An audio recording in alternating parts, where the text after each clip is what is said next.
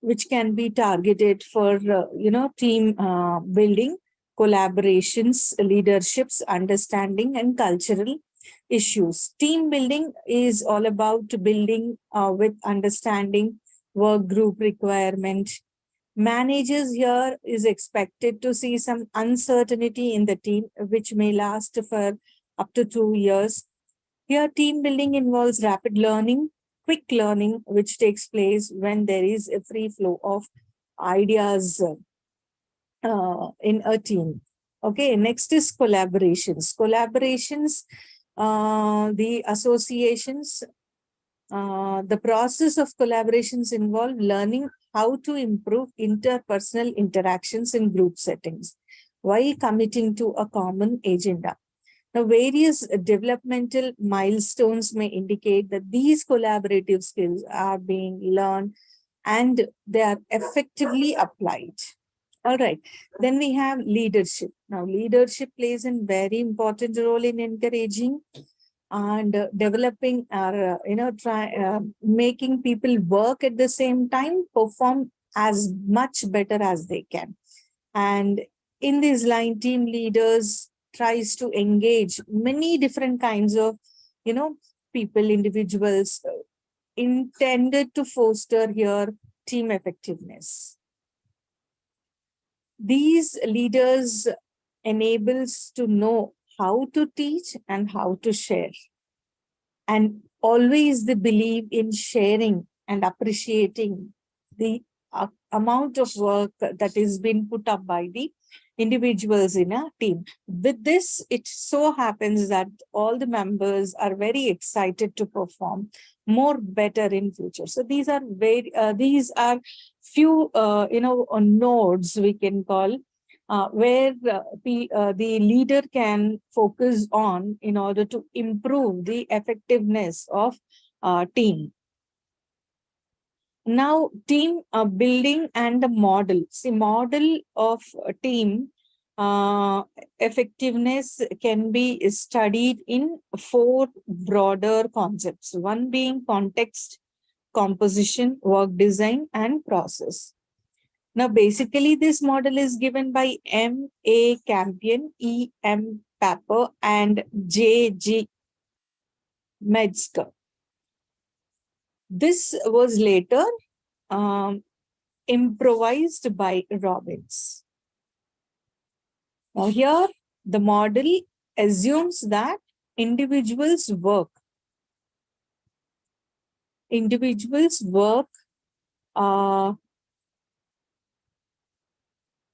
creating effective teams, and individuals can do job more better as like perfectly solving the wrong problem. Typically, it has included objective measures of the team's productivity, managers' ratings, etc. Yes, when we have group of people working together in a group called team, okay, then there should be some issues and challenges. Now, what are those issues and what they can be informed? Resources, leadership, climate of trust, performance evaluation and reward system, team composition, and team process. Now, resources. There may be scarcity of resources. Some resources may be scarce and some may be abundant. There should be a proper balance between this. Now, the ability of a team here is to perform effectively when there is scarcity of resources. We have leadership. Teams cannot function if they cannot agree on whom it is to do and what. Okay, so leaders here have to empower, has to develop the understanding among the teams by delegating responsibility. They should develop a proper rapport so that more effectively the team can perform. Okay, that is leadership. Next, climate of trust. Trust means the amount of hope, belief that you put up in. Now, members in the group have to trust each other, because in a team there are people working with various distinct characteristics. They exhibit trust on the leader. Okay. And the team members are more likely to take risk and expose various challenges when they believe they can trust others or on their team. Okay, performance evaluation and reward system. Ma'am, Yes, please tell me a unit number, ma'am, or page number.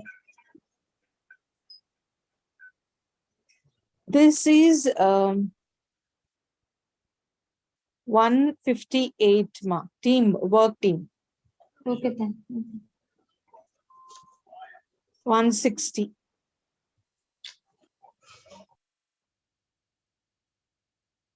Okay. Then we have team compositions and team processes. Now, what is team process? Team process is wherein team members in commitment of common purpose. They especially are important in big teams which are dependent on each other. Okay, then we have transforming groups into teams. So basically, in an organization, groups are formed, and once the groups are adjusted and they are good enough for their performance, they are effectively performing good, then they are identified to transform into team, that is turn into teams. Now how? See, in this table it is given leadership, strong, clear, focused leader in working groups, whereas in teams, shared leadership roles, not there is no single leader. Rather, here the teams in teams it is been diluted. Okay, everyone is good at doing their job in teams. Accountability, yes, in groups you can be held individually accountable for the amount of work, and you will be held for the responsible for the kind of work that you are doing. But whereas in teams, individual and mutual accountability, everyone is hand in hand in teams. Okay. Then we have purpose, outcome, meetings and discussions, and performance measurement. All these are the various lines of differences where groups differ from teams. Suppose in performance measurement, its effectiveness is indirectly by the influence on others, whereas measures performance directly by assessing collective work products. Okay, now there are 5 steps to convert a working group into a team. Number 1, recruitment. Number 2, enrolling people into the team's goal. Assignment of duties, accountability, reporting the results. If these 5, recruitment is essential step where you try to select the people to form a team. Okay, then enrolling, registering them and showing them do's and don'ts and their responsibilities. After that, their job will be assigned to them. Along with the assignment of job, they will be given all necessary information with respect to the responsibilities, how to perform, when to perform, what to perform, and by when to perform also. All the details will be provided to them with all the required resources also. Finally, before they end up, accountability. They perform the job. Now here, accountability refers to you being held responsible for the amount of work that is done by you. Okay, suppose a job is given to you for typing 100 pages. Out of 100 pages in a team, you are given some page number 1 to 10 pages for typing. In this 1 to 10 pages, whatever mistakes is, observed, you being given that work, you will be asked questions on.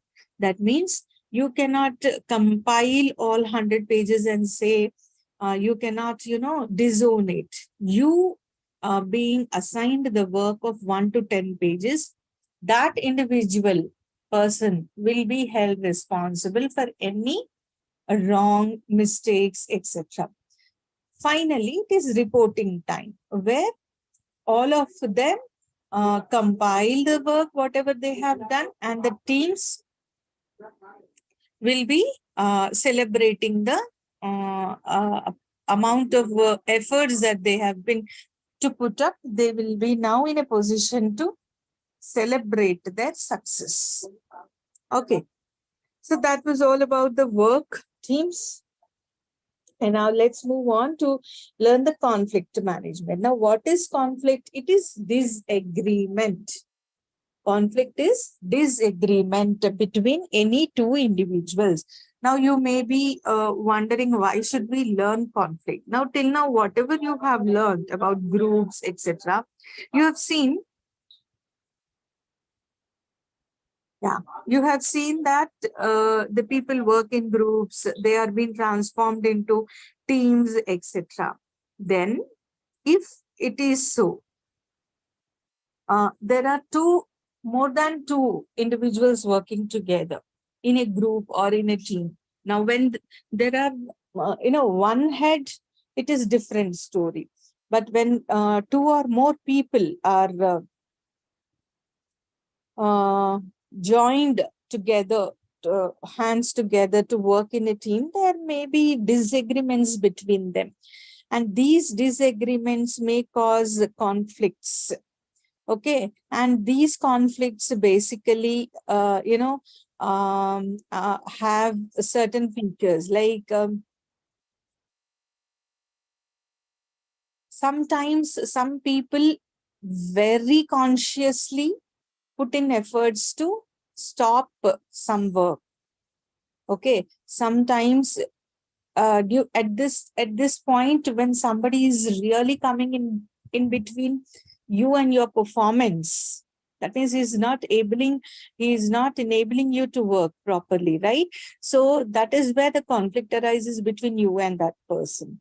Then there are times where two individuals have conflict just because of the values and the goals that you possess. There is a disagreement between what you say and what the other person is saying. There could be a series of events which is made of interlocking conflict episodes. The breakdown of communication, this communication entails a lot of disagreements.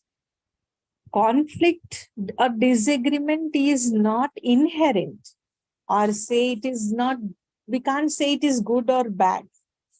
But when a conflict arises, it is painful.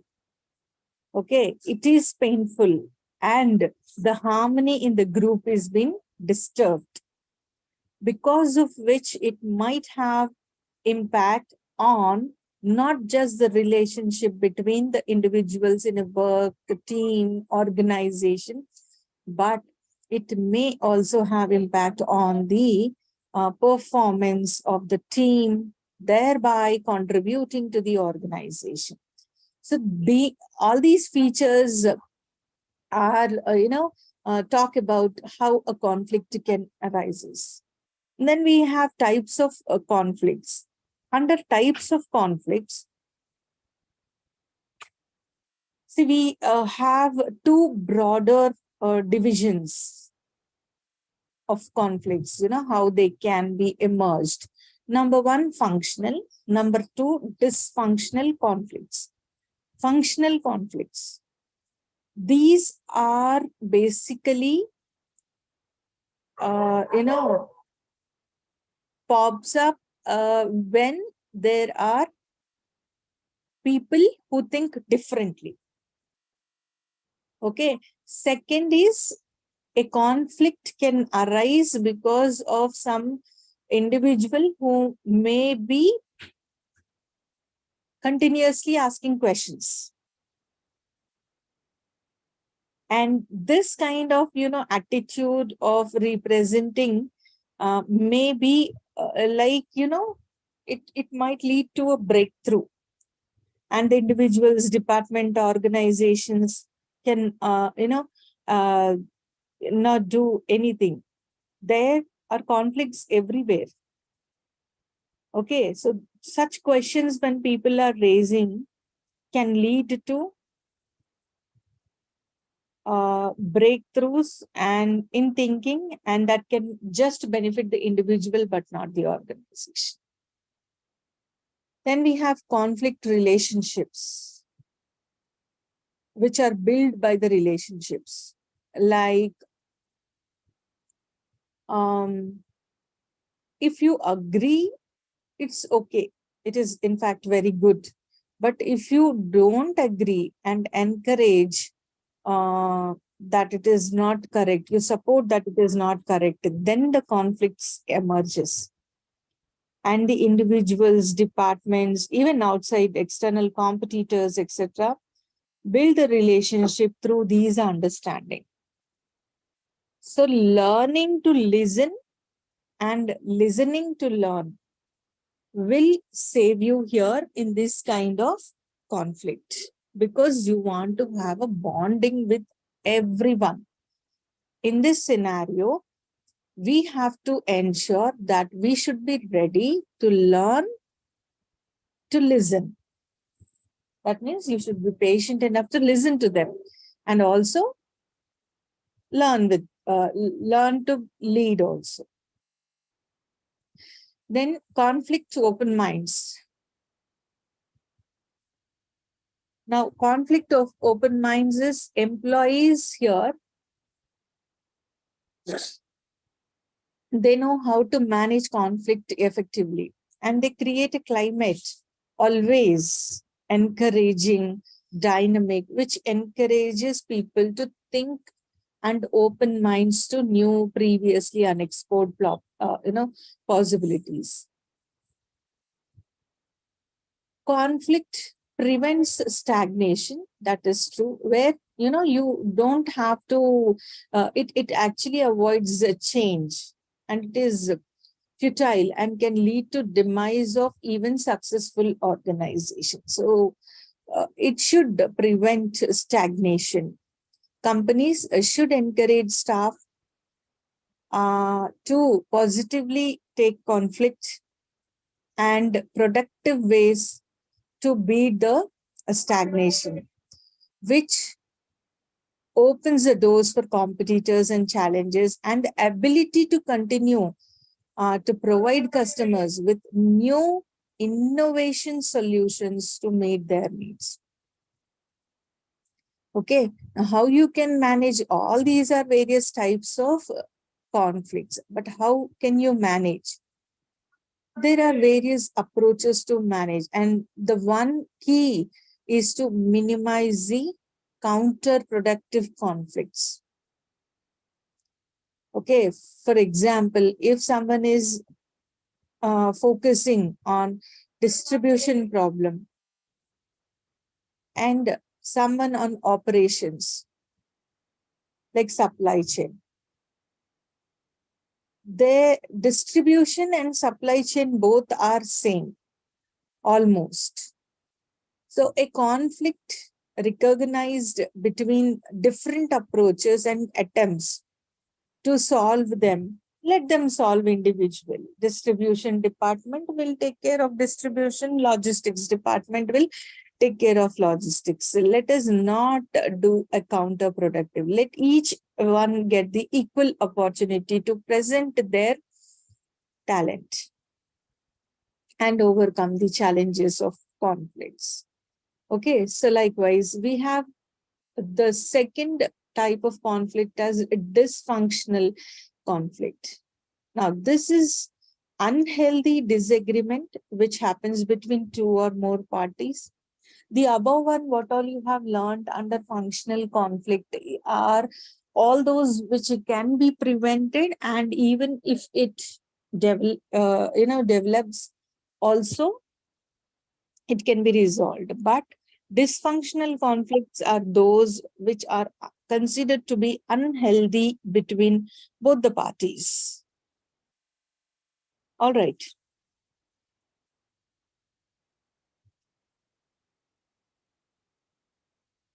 This assumes that the conflicts are very bad and they are negative. And these leads to anger, frustration, antagonism, and the parties who are in the team will engage in either win or lose game. That means if I am not winning, I will not allow the other party also to win. So I am losing, you also lose. If I am winning, you should lose. That kind of attitude is found under dysfunctional conflict. Okay, then we have diagnosing functions or dysfunction. How do you diagnose them? So prevention is better than cure, we are said always, and we believe it. So before these kind of conflicts arises, based mostly the dysfunctional conflict, which is quite dangerous to the organization. Before this is, you know, I didn't, it happens before these kind of, conflicts arises. How do we locate them? Okay, so in order to do so, there are few questions which the company's organization should focus on. That is one, are the parties to conflict hostile to each other? Is the outcome likely to be negative one for the organization? Do the potential losses of the parties exceed any potential gains? Is energy being diverted from goal accomplishment? So if the answers for these questions are being answered, and based on the results, you can diagnose the conflict as functional or dysfunctional. If functional, you can still control them. But if dysfunctional, you need to put up a lot of focus in order to root them out. Now, besides all these conflicts, there are few more conflicts which arises, and those all are realistic, effective, vertical conflict, contingent conflict, displaced conflict, misattributed conflict, latent conflict, and false conflict. False conflict is basically simply a misunderstanding between two parties.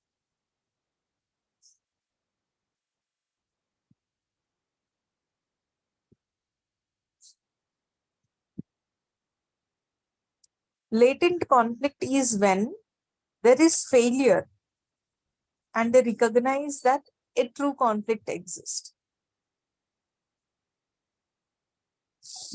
Next is misattributed conflict. Now, what is misattributed? Now, most of the time we come across these kind, where the individuals keep on showing wrong reasons, not unknowingly, knowingly only. They keep on giving wrong reasons for, the work which they have not done, or whatever aspect questions, whatever aspect they have been questioned for, they keep on giving wrong reasons, because of which there may be conflict. Displaced conflict. What is displaced conflict? It is, wherein the parties often fail to identify the exact challenge which they are facing. Rather than that, the focus is on secondary issue. That means the place or the point on which they have to focus is deviated, displaced.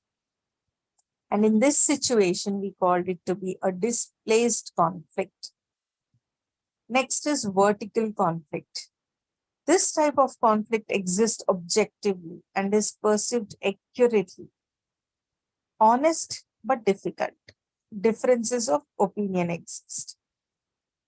Contingent is wherein they're not aware, parties are not aware of it. Okay. But it can be resolved easily, but they're not aware of it. It is of that kind. Besides, we have task conflicts, relationship conflicts, and process conflicts. Task conflicts is all about focused on a performance. Okay, performance, how to do, what to do, etc. It is all related to, and in this process, you come across various, disagreements, and those are considered to be task conflict. Then we have relationship conflict, the type of conflict which is developed just to maintain the relationship, interpersonal relationship in an organization leads to such conflicts.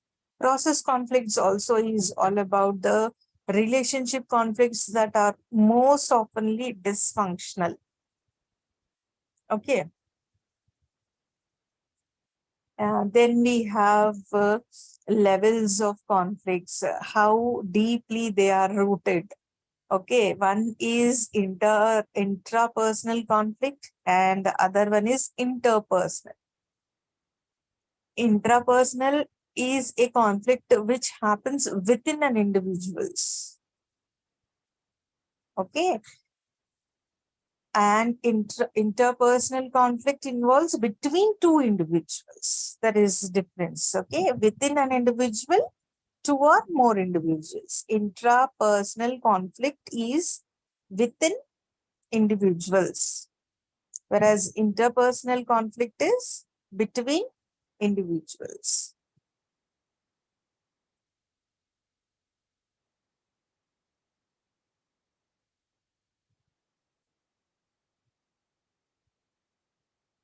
Okay.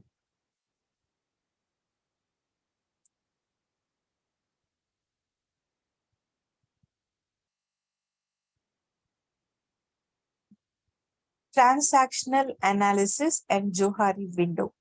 Now, please, all of you, if you have the screens or the textbooks, you please look at this. Johari window. Not known to others, known to others. Known to self, not known to self. Open area of arena, blind spot, hidden area of facade, and unknown.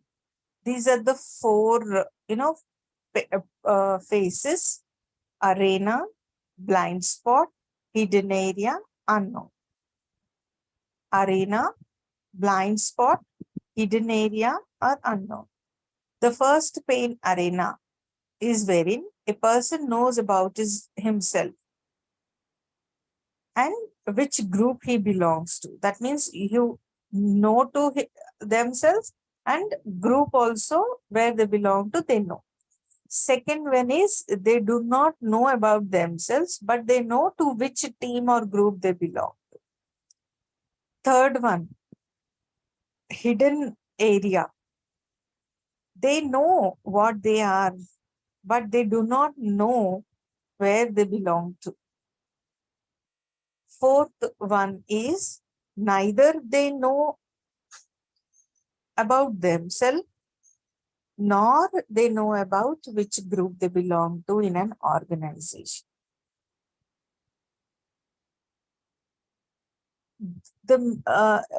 What is the benefit of this model? Here, this model will enable us to understand the mutual understanding. When you place individuals in these panes and try to understand them, you will better understand in an organization their role. And the main objective here is to encourage disclosure and feedback, which increases open area so that persons and colleagues are all aware about. The feedback from others, person's own behavior sounds easy, but they're very lucky. These combinations, which we have seen in 4 different panes, gives a disclosure and feedback often, and information about unknown area. Now, this unknown area, once it is known that there are people falling in unknown area, they can be accordingly improved and motivated for the job. Okay. And then we have process of conflict. Yes.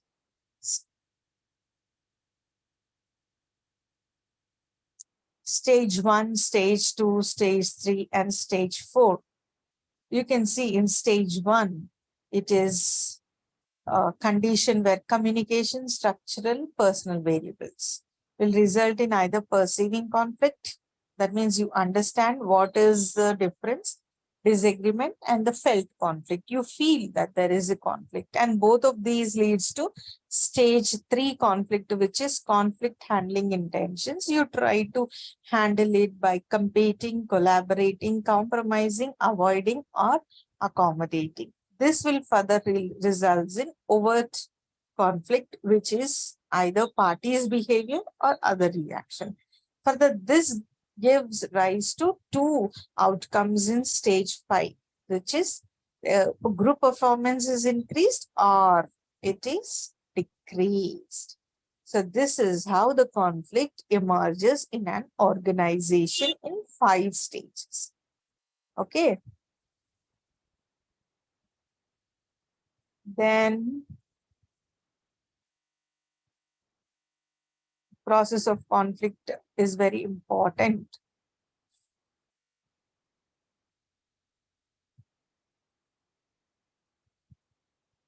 Next is sources of conflicts, where from the conflicts can arise. The conflict can arise, one, internally within the individuals and within an organization between one to other person. And the conflict may arise externally also. Besides, there can be other sources which are like specialization. Now, you may be good or specialized in doing some task. Okay. And most of the employees in an organization are usually specialists. But because they do not have knowledge about other job responsibilities, they may have conflict.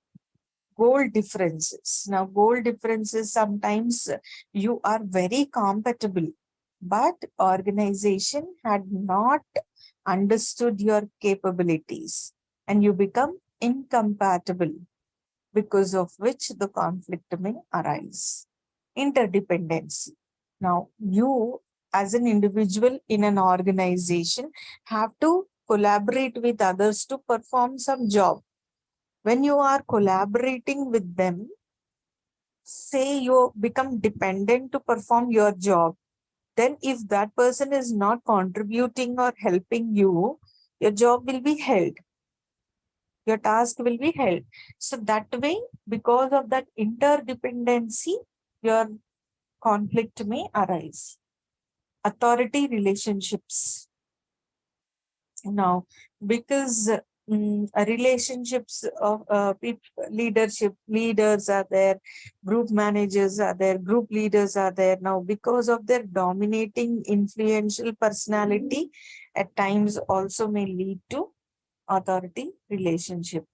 Sometimes it happens that people engage in conflict and increase their power or status in an organization, which is not justified and correct. Roles and expectations. Now, a role is a behavior that is expected from an employee. Every employee has one or more roles in an organization.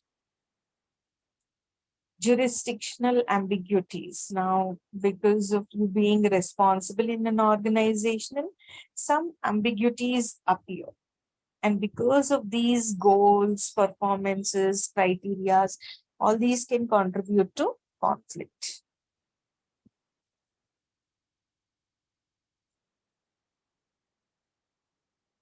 Now, how do you resolve conflict? Conflict, how it can be, how it arises, from where it can arise, all this you have been learning. Now, how do you solve the conflict problems and how do you solve it? See, you can solve conflicts in individual level. Ignore the conflict. First thing, as much possible, ignore it. Secondly, smoothing. Just cover it up and let it go. Compromise and coercion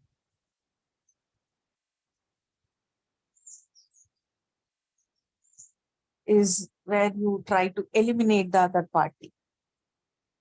To force opponent, you eliminate. Problem solving, yes, try to identify, locate that problem where the conflict is and try to solve it. So that is all individual level you can do. What about group level? Now, group level also, there are ways to overcome the conflict, resolve the conflict. Conflict arises, it is arised already. Now, how do you overcome it? Third party negotiation, yes. Between you two, it is not happening. So let us depend on the third one who can try to reduce the conflict between both of you. So third party you can involve. Mediators. Yes, some mediator you can call it, and you can by giving reasonings, persuasions, etc. You can try to mediate and resolve it. Arbitration, again, it is a third party, but yet it is an authoritative party which dictates an agreement. Okay, now conciliation is a trusted third party who provides an informal communication link. Negotiation is a direct negotiations between groups and they are held either with or without the third party. Okay. Yeah. Negotiation is an interaction between groups and organization in which members work with others who have no direct authority, but they even may have to share the common boss. Negotiation skills sometimes are critical. Okay. Now, how do you do that negotiation or so-called bargaining? There are ways. Distributive bargaining,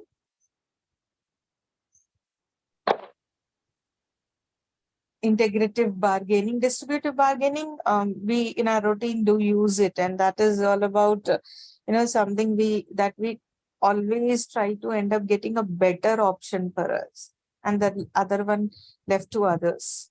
Integrative bargaining is focused on assuming the win-win situation. Here the intention is both the parties do win, and positional bargaining is all about an approach which takes up the position and what happens when one handles in open market.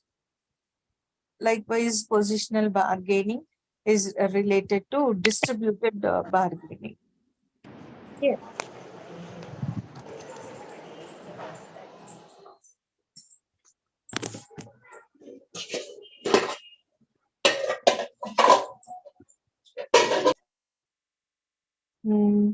Next is negotiation approaches. So all this you can just follow and see all these short answers you can focus on.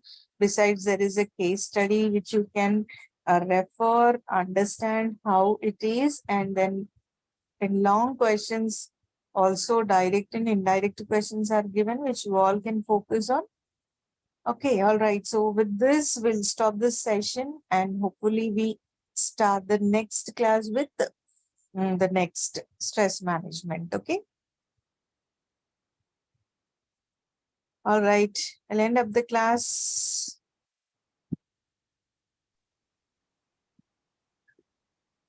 See you all in the next class next week, Saturday.